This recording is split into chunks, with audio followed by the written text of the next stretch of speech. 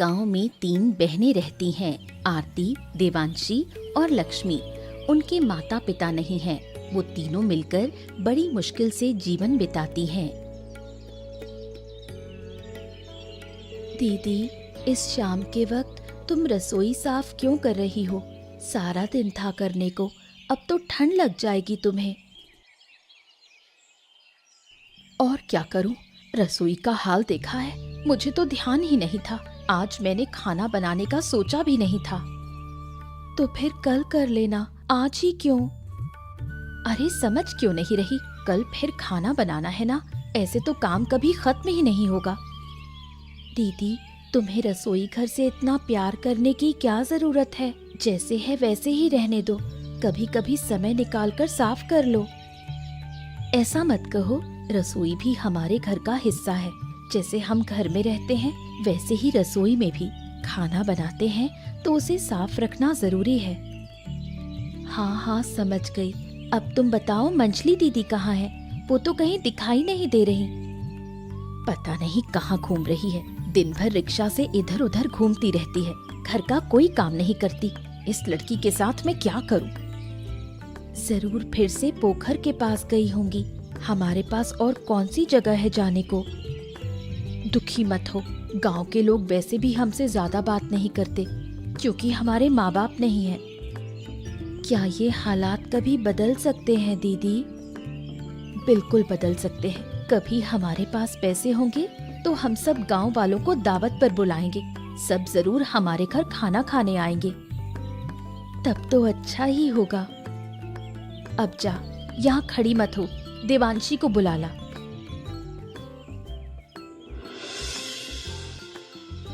बुजुर्ग औरत तीनों बहनों की पड़ोसी है। उनका ध्यान हमेशा तीनों बहनों पर रहता है, चाहे अच्छा हो या बुरा। देवांशी थोड़ी शरारती है, इसलिए वो अक्सर उसे डांटती हैं। अरे शाम हो गई, ध्यान है तुझे? घर नहीं जाना क्या? देर से गई तो तेरी बड़ी दीदी फिर मारेगी तुझे। मुझे लेकर तुम्हें इतनी चिंता करने की जरूरत नहीं है। तुम अपना काम करो। वैसे भी तुम इस शाम के वक्त पोखर के पास काम करने क्यों आई हो? मेरा है ही कौन, सारा दिन यही काम और काम, इसलिए शाम को थोड़ा काम करने चली आई। क्यों, हमें बुला लेती, हम आकर कर देते काम। अरे घर के काम तो होते नहीं, आई है मेरी मदद करने। तेरी बड़ी दीदी अकेले सब करती है, तुझे कभी मदद करने का मन नहीं होता? बड़ी दीदी कहाँ अकेले काम करती है, छोटी तो है ही। वैसे भी मुझे घर के काम पसंद नहीं, तुम्हारा काम करने में ज्यादा मजा आता है। अब जा यहाँ से, मुझे काम करने दे, रात हो रही है। ओहो, अब मैं तुम्हें पकड़ कर बैठ गई क्या? काम करो और साथ में बात भी। मैं अभी बात नहीं कर सकती, मेरा काम का समय है। बात करूंगी तो काम नहीं होगा। बात किए बिना मैं बैठ नहीं सकती। अब तुम सोचो क्या करना है। मैं कुछ नहीं सोच रही, मैं तो बस अपना काम करूंगी। तू घर जा। ये बुढ़िया तो मुझे परेशान करके मानेगी। ठीक है, जा रही हूँ, अब कभी नहीं आऊंगी तेरे पास। अरे बेटा, नाराज मत हो, बाद में समय निकाल कर तुझसे बहुत सारी बातें करूंगी।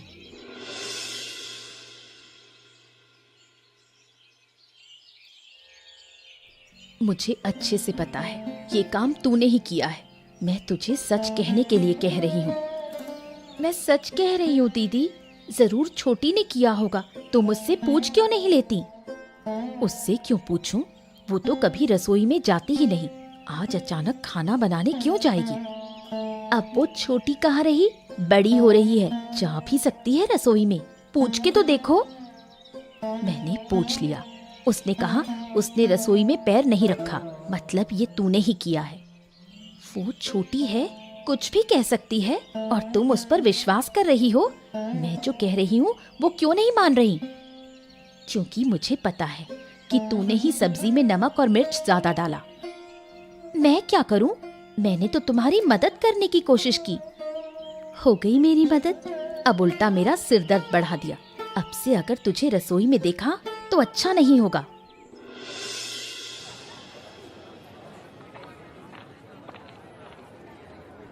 अरे आरती, इतनी सुबह सुबह बाजार आ गई, क्या बात है आज? कैसी सुबह जगदीश दादा, दोपहर होने को है। तुम्हें समय का कोई होश है? देखो बाजार में कितनी भीड़ हो चुकी है। हाँ, मुझे समय का पूरा होश है, लेकिन ये बताओ, तुम तो कभी इतनी जल्दी आती नहीं हो, आज क्यों आ गई? क्या करूं दादा, आज उधारी मांगनी है। अगर देर से आती तो दुकानदारों की भीड़ में मांगते हुए शर्म आती। ओ, ये बात है, तभी तो सोचो इतनी जल्दी क्यों। अब बताओ, क्या उधारी दोगे? मेरे पास अभी पैसे नहीं हैं। दोनों बहनें भूखी हैं घर पर। हाँ, दूंगा दूंगा, जरूर दूंगा, क्यों नहीं दूंगा। तुमने कभी भी पैसे के लिए मुझे परेशान नहीं किया, यही तो तुम्हारी अच्छाई है। आज तुमने जो मदद की दादा, जान बचाई मेरी। अब जल्दी से चावल दाल और कुछ मसाले दे दो। ठीक है, तुम बैठो, मैं अभी देता हूँ। लेकिन ये बताओ कि पैसे कब दोगी? आजकल मैं दे दूंगी। पैसे मिलते ही सबसे पहले तुम्हें दूंगी। हाँ, ठीक है, मुझे भी दुकान के लिए सामान लाना होता है, इसीलिए पूछा। कोई बात नहीं दादा, जैसे ही पैसे मिलेंगे सबसे पहले तुम्हें दूंगी। जगदीश के व्यवहार से आरती खुश होती है। मन ही मन तय करती है कि जब गांव वालों को दावत पर बुलाएगी तो सबसे पहले जगदीश को बुलाएगी। आनंद इस गांव का लड़का है। लड़का भला है, लेकिन आरती उसे सहन नहीं कर पाती, क्योंकि वो अक्सर आरती के सामने देवांशी की शादी की बात करता है।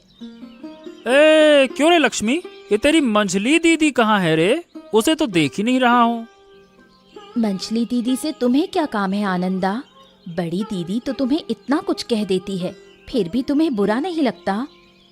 अरे नहीं रे, बुरा क्यों लगेगा? बड़ी दीदी भी तो तेरी बड़ी बहन जैसी है ना, उनका हक बनता है मुझे डांटने का। हाँ, डांटना नहीं, वो तो तुम्हें खूब फटकार लगाती है। अरे तो मेरी क्या गलती है, तू ही बता। मैं तो तेरी दीदी से कुछ भी नहीं करता, फिर भी वो मुझे सुनाती रहती है। बता। क्यों नहीं सुनाएंगी? तुम हमेशा दीदी के सामने मंझली दीदी की शादी की बात क्यों करते हो? दीदी को ये सहन नहीं होता। अरे तेरी दीदी को लगता है कि मैं मंझली दीदी से शादी करना चाहता हूँ, इसीलिए वो मुझसे चिढ़ती है। इसमें तो कोई छूट नहीं, बात तो सच है। तो वो तुम्हें क्यों पसंद करेंगी? अरे तो क्या मैं कोई बुरा लड़का हूँ क्या? तू ही बता। बुरे तो नहीं, पर दीदी ने कह दिया है कि वो मंझली दीदी और मेरी इस गांव में शादी नहीं करेंगी, इसलिए वो तुम्हें सहन नहीं कर पा रही हैं। सब मेरे नसीब का दोष है। तुम्हारे लिए इतना कुछ करता हूँ, फिर भी मेरा सपना पूरा ना हुआ। हमारे लिए कुछ करने की जरूरत नहीं तुम्हें। हमारे लिए हमारी बड़ी दीदी है, वो सब संभाल लेंगी। ठीक है, अब क्या कर सकता हूँ। अब तुम यहाँ से चले जाओ। बड़ी दीदी आने वाली हैं। अगर उन्होंने तुम्हें यहाँ देख लिया तो तुम्हें और मुझे दोनों को घर से निकाल देंगी।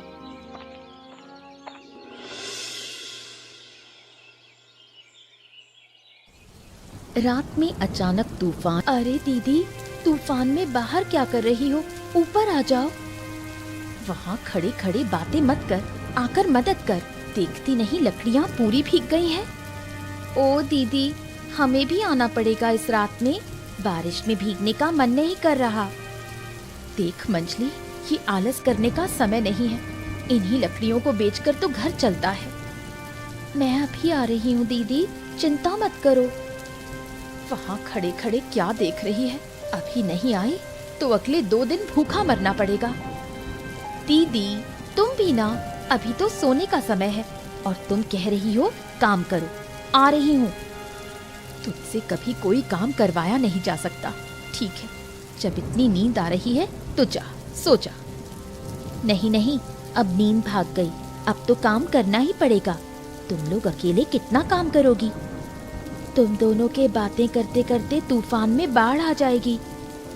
चुप कर तू, हर समय बड़ी बड़ी बातें करती है, छोटी जैसी रह। आरती, ओ आरती, घर पर है क्या? जरा बाहर आ तो सही। ओ बूढ़ी माँ, तुम इतनी सुबह सुबह आई हो, क्या हुआ? सुबह सुबह ना आऊं तो क्या करूं, भूख से मरी जा रही हूँ। अरे ये क्या बात हुई, भूख से क्यों मर रही हो? घर में खाना नहीं है? नहीं रे, अगर खाना होता तो तेरे पास क्यों आती?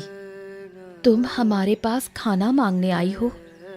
हाँ रे, अगर कुछ खाना हो तो थोड़ा दे दे, कल दोपहर से कुछ खाया नहीं है। कल दोपहर से कुछ खाया नहीं, अब बता रही हो मुझे, पहले क्यों नहीं आई? आई नहीं क्योंकि लगा किसी तरह खाना जुटा लूंगी, तुम्हें परेशान नहीं करना चाहती थी, लेकिन कुछ नहीं मिला। इस गांव में अब कौन देगा तुम्हें खाना? चलो अंदर आओ, मैं खाना देती हूँ, लेकिन ज्यादा नहीं दे पाऊंगी। नहीं रे, ज्यादा नहीं चाहिए, तू तो बस अपने लोगों के लिए रख, बाकी जो बचे दे दे। बात ये नहीं है, खाना बहुत कम है और जितना है वो मैं तुम्हें दे दूंगी। फिर बाकी लोग क्या खाएंगे? उनके लिए मैं बाद में पका लूंगी, पहले तुम तो खाओ, तुम तो कल दोपहर से भूखी हो। तुम लोग ना होते तो मेरा क्या होता? इस दुनिया में अपने किसी का ना होना सबसे बड़ा दुख होता है। ऐसा मत बोलो बूढ़ी माँ, जब हमारे अपने कोई नहीं थे तब तुमने ही तो हमें संभाला। बचपन में जब माँ बाप मर गए तब तुम ही सब कुछ थी। अब रहने दे, वो बातें याद करके दिल दुखाने की जरूरत नहीं। अच्छा तुम रुको, मैं खाना लेकर आती हूँ। चंद्रकांत बाबू गांव के मोड़ल हैं। गांव की सारी जमीन जायदाद के मामलों में वो बहुत सजग रहते हैं। दूसरों की जमीन कैसे हथियाई जाए यही सोचते रहते हैं। अरे अजय, तुमसे मैंने उस दक्षिण की जमीन का हिसाब लाने को कहा था, लाया है क्या? हाँ हाँ, ले आया हूँ ना। अब बस आपको जमीन का हिसाब समझ लेना है। तो फिर कहाँ है उस जमीन का हिसाब? दे मुझे, आज ही मुझे उस जमीन को अपने नाम करवाना है। लेकिन एक दिक्कत हो गई है, उस जमीन के बीच में आरती का रसोई घर आ गया है, अब उसका क्या करें? अरे तो और क्या करेंगे, उनका रसोई घर तोड़ दे, फिर मुझे हिसाब दे देना, और क्या। अरे लेकिन रसोई घर की जगह तो उन्हीं की है ना, तो वो इतनी आसानी से कैसे छोड़ेंगे? अरे नहीं छोड़ेंगे तो करेंगे क्या? उनके पास है ही कौन जो मुझसे जमीन के हिसाब में बहस करेगा? तोड़ पाड़ के रख दूंगा मैं। तो फिर चिंता की कोई बात नहीं है बाबू, आप पूरी जगह ले लेंगे। और क्या, मैं थोड़ी देर में उनके घर जाकर कह दूंगा चुपचाप अपना ये रसोई घर हटा लो। अगर विरोध किया तो वहीं धमकी दे दूंगा मैं। बात करते हैं।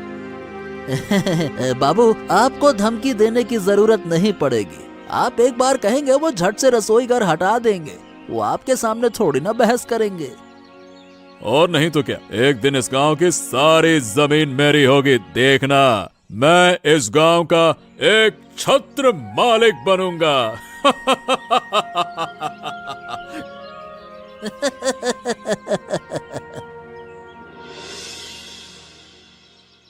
अरे चंद्रकांत बाबू, आप अचानक हमारे घर कैसे? ऐसे ही नहीं आया हूँ, एक जरूरी काम से आया हूँ। उम्मीद है कि बात अच्छे से सुलझ जाए। हाँ तो बताइए, क्या काम है? देखो, यहाँ मेरी कुछ जमीन है, उसी जमीन के बीच में तुम्हारा रसोई घर आ गया है। तुम लोग चुपचाप अपना रसोई घर हटा लो। आपकी जमीन में हमारा रसोई घर? ये तो हो ही नहीं सकता। हमारी जमीन और घर को लेकर कभी कोई विवाद नहीं रहा। अब तक मैंने इस जमीन पर ध्यान नहीं दिया था, इसीलिए विवाद नहीं था। अब ध्यान दिया है तो झगड़ा होगा। ये घर, रसोई घर सब मेरे पिता की जमीन पर है। उन्होंने मरने से पहले सब कुछ मुझे सौंप दिया था। तुम्हारे पिता कोई पढ़े लिखे आदमी तो थे नहीं जो इन बातों को समझे। तुम वही करो जो मैं कह रहा हूँ, समझे? मेरे पिता ने मुझे जो सिखाया है, मैं उससे एक भी कदम पीछे नहीं हटूंगी। रसोई घर कहीं नहीं जाएगा, चाहे जो हो जाए। अच्छा, तो क्या मेरी बात का विरोध करोगी? अगर नहीं मानी तो अंजाम बहुत बुरा होगा, बता रहा हूँ मैं। आपने दीदी की बात नहीं सुनी क्या? ये रसोई घर नहीं हटेगा। अच्छा, तो तू मेरा अपमान करेगी? जब मैं खुद आकर रसोई घर तोड़ूंगा तब समझ में आएगा। देखना तू मैं क्या करता हूँ अब। देखती हूँ कैसे रसोई घर तोड़ते हैं। मॉडल बनकर समझते हैं कि गांव के मालिक बन गए हैं।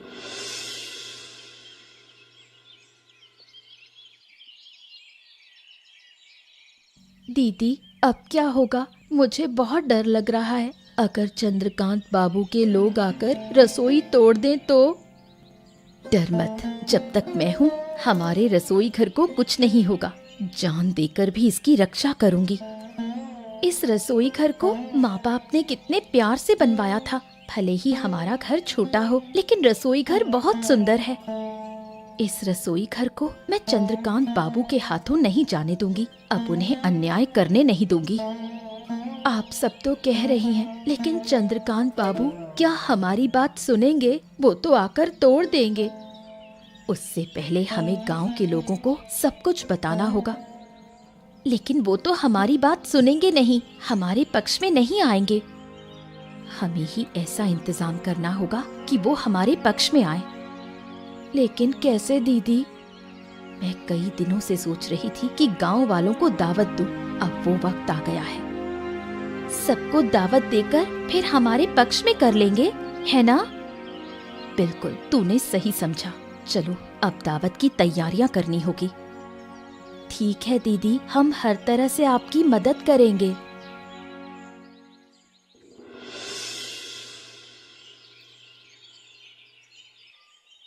सुना है कि तुम्हारा चंद्रकांत बाबू से कोई झगड़ा हो गया। हाँ बूढ़ी माँ, इतने सालों से सुनते आए हैं कि हमारा घर बार सब कुछ हमारा है, और अब चंद्रकांत बाबू आकर कह रहे हैं कि ये सब कुछ उनका है। क्या कह रही हो? सब कुछ उनके नाम हो गया? सब कुछ नहीं, पर कहते हैं कि हमारा रसोई घर उनकी जमीन पर बना है। अगर उनकी जमीन पर था तो इतने साल से काहे चुप बैठे थे? अब जाकर उनके अंदर कौन सी आत्मा जाग उठी है, हैं? अब क्यों आकर रसोई हटाने को कह रहे हैं? और क्या, अब नई चालें चल रहे हैं सबकी जमीन छीनने के लिए। तो ये तो बहुत बड़ा संकट है। अब तुम क्या करोगी? मैंने तय किया है कि गांव के लोगों को साथ लेकर इसका समाधान निकालूंगी। इसलिए कल मैं सबको अपने घर भोजन के लिए बुला रही हूँ। लेकिन इससे कुछ होगा? गांव वाले तुम्हारा साथ देंगे? जरूर देंगे। मैं ऐसी व्यवस्था करूंगी कि सब मेरी बात मानने को मजबूर हों। अरे, इस चंद्रकांत बाबू ने तुम्हें मुसीबत में डाल दिया। अब फिर से सबको बुलाने में पैसे भी खर्च होंगे। जो करना होगा करूंगी। मैं अपने पिता की जमीन किसी को नहीं दूंगी। तुम लोग मेरी थोड़ी मदद करो। हाँ हाँ, जरूर करेंगे। बताओ क्या मदद चाहिए? मैं सबके घर जाकर निमंत्रण नहीं दे पाऊंगी। क्या तुम लोग मेरी तरफ से निमंत्रण दे सकते हो? बिल्कुल देंगे, तुम बस खाने की तैयारी करो। ठीक है, तुम लोगों ने मेरी बहुत चिंता दूर कर दी। चिंता मत करो आरती, हम सब हैं ना। तुम्हारे रसोई घर को कुछ नहीं होने देंगे। हाँ, चिंता ना करो। योजना के अनुसार आरती ने गांव के सभी लोगों को घर बुलाया। सबको देखकर आरती बहुत खुश हो गई। खाओ खाओ, किसी को कुछ चाहिए हो तो मुझसे कहो, शर्म मत करो। खा रहे हैं, खा रहे हैं। कितने दिन बाद अच्छा खाना नसीब हुआ है। भगवान तुम्हारा भला करे। बिल्कुल सही कहा बूढ़ी माँ। बहुत दिन से कुछ अच्छा खाने का मन था। अच्छा है कि सब खा रहे हैं। जितना चाहिए मिलेगा, लेकिन याद है ना क्या करना है? हाँ हाँ हाँ हाँ, सब याद है। तुमने इतना बढ़िया इंतजाम किया है ना कि अब हम तुम्हारा साथ ना दें, ऐसा कैसे हो सकता है? इतना अच्छा खाना बनाया है, मन करता है तुम्हें दुकान खोलने को कह दूं। अरे बूढ़ी माँ, कैसी दुकान? रसोई की दुकान। जैसा तुम खाना बनाती हो, दुकान खोलो, सब आएंगे। बूढ़ी माँ ने बिल्कुल सही कहा। गांव में सब तुम्हारे खाने की तारीफ कर रहे हैं। पहले इस मुसीबत से तो निकलूं, फिर आगे देखेंगे। ठीक है, जब मुसीबत खत्म हो जाएगी तब रसोई की दुकान जरूर खोलना।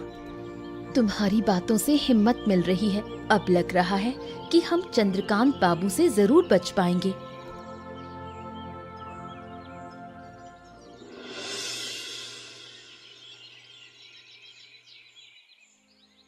अरे ये हो क्या रहा है?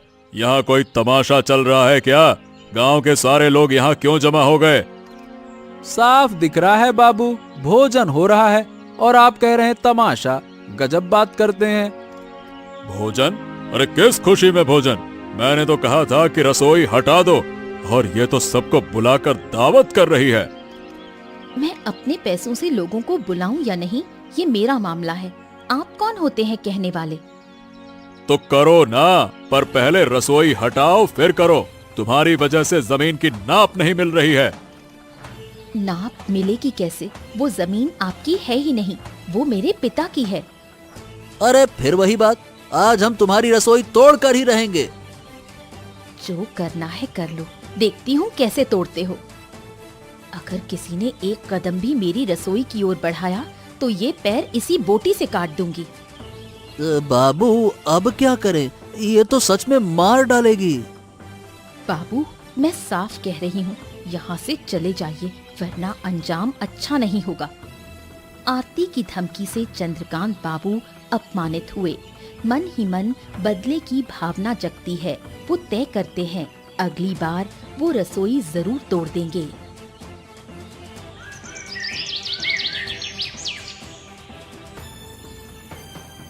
चलो अच्छा हुआ कि भोजन का काम अच्छे से निपट गया। सबने पेट भरकर खाया। हाँ दीदी, सबने बड़ी तृप्ति से खाया, देखकर अच्छा लग रहा था। अब मैं एक नई योजना के बारे में सोच रही हूँ। अगर तुम लोग साथ दो तो मैं आगे बढ़ूँ। क्या योजना दीदी? बूढ़ी माँ ने कहा था कि हम एक दुकान खोलें। मुझे लगता है ये बहुत अच्छा विचार है। तुम सही कह रही हो, सब तुम्हारे खाने की तारीफ कर रहे थे। अगर दुकान खोलोगी तो सब यहीं आएंगे। हमारा रसोई घर भी तो बड़ा है, अगर यहीं से शुरू करें तो ठीक रहेगा। तो फिर बैठी क्यों हो दीदी, इस रास्ते पर चलो, फिर हमें अलग अलग मेहनत नहीं करनी पड़ेगी और गांव के लोगों से भी अच्छा रिश्ता बनेगा। जब मुसीबत आएगी वो हमारी मदद करेंगे। बिल्कुल, आज चंद्रकांत बाबू कुछ नहीं कर पाए, सिर्फ गांव वालों की वजह से। लेकिन वो हार मानने वालों में नहीं है, फिर जरूर आएंगे। तो आए, अब मैं दुकान के जरिए गांव वालों को अपने साथ कर लूंगी, तब समझेंगे असली ताकत। ठीक है दीदी, हम दोनों तुम्हारे साथ हैं। हाँ दीदी, अब मैं भी कोई आलस नहीं करूंगी, पूरा साथ दूंगी।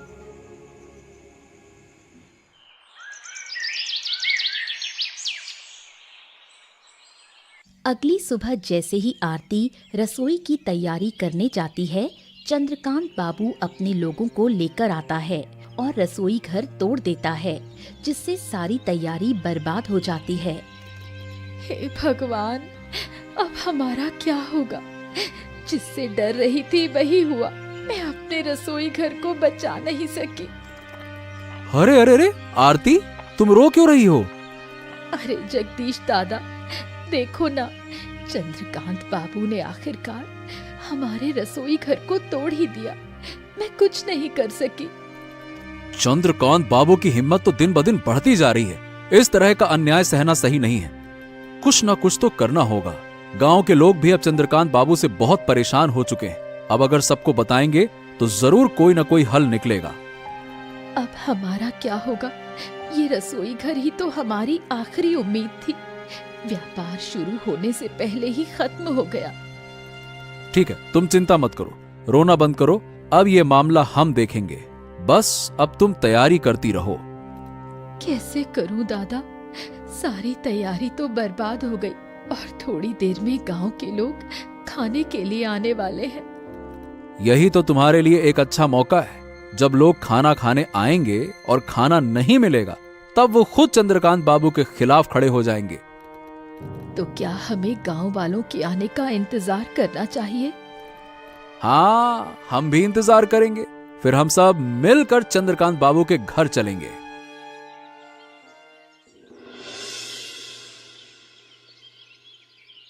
थोड़ी ही देर में दूर दूर से लोग आरती के घर खाने के लिए इकट्ठा होते हैं। जब खाना नहीं मिलता तो सबको गुस्सा आता है और सब मिलकर चंद्रकांत बाबू को सजा देने का फैसला करते हैं। क्या बात है, तुम सब मेरे घर पर भीड़ क्यों लगाए हो? अरे भीड़ क्यों न लगाएं बाबू, जो काम आप कर रहे हैं वो बिल्कुल सही नहीं है।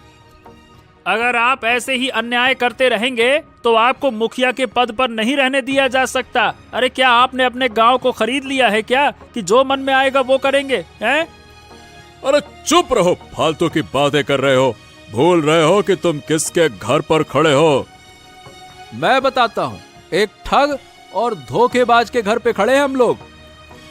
हाँ गांव वालों, मिलकर तय करते हैं कि ऐसे धोखेबाज को हम अपना मुखिया नहीं मानेंगे। बोलो, नहीं मानेंगे? हाँ हाँ, नहीं मानेंगे। नहीं मानेंगे।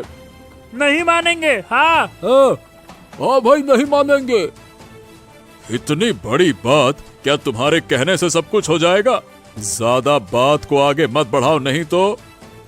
जब हम सबने मिलकर आपको मुखिया बनाया था तो हम मिलकर आपको पद से हटा भी सकते हैं। हाँ बोलो भाइयों। हाँ हाँ हाँ हाँ हाँ, सही बात है। और क्या?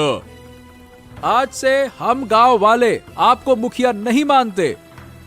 आप जितनी जल्दी हो सके पद छोड़ दीजिए, वरना गांव वाले आपको नहीं छोड़ेंगे।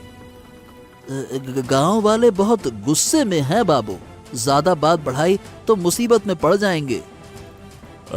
ठीक है, चलो, मैं भी इसका अंजाम देखूंगा। लेकिन फिलहाल मैं पद छोड़ता हूँ।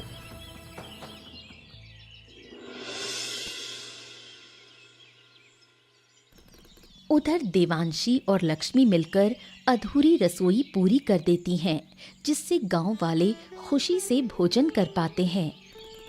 अरे, तुम लोगों ने तो सारा खाना बना भी लिया। तुम लोग इतनी जिम्मेदार कब से हो गई?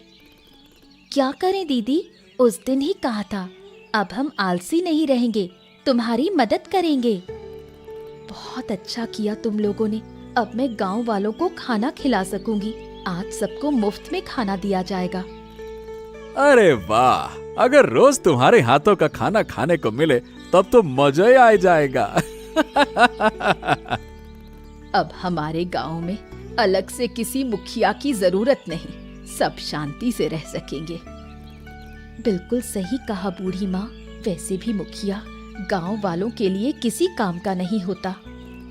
अब चलो आरती दीदी का रसोई घर सब मिलकर ठीक करते हैं। माफ करना आनंद, मैंने तुम्हें हमेशा गलत समझा। तुम इतने बुरे इंसान नहीं हो। ये बात तुम पहले से जानती थी बड़ी दीदी, लेकिन जिस बात पर तुमने मुझे गलत समझा था उस पर अब कभी बात नहीं होगी। हाँ, चिंता मत करो भाई, तुम लोगों की वजह से ही तो हम बच पाए। मेरी मंझली बहन से तुम्हारी शादी जरूर होगी। ओ आनंदा, अब तो तुम खुश हो। अब मेरी बड़ी दीदी को लेकर कोई शिकायत तो नहीं?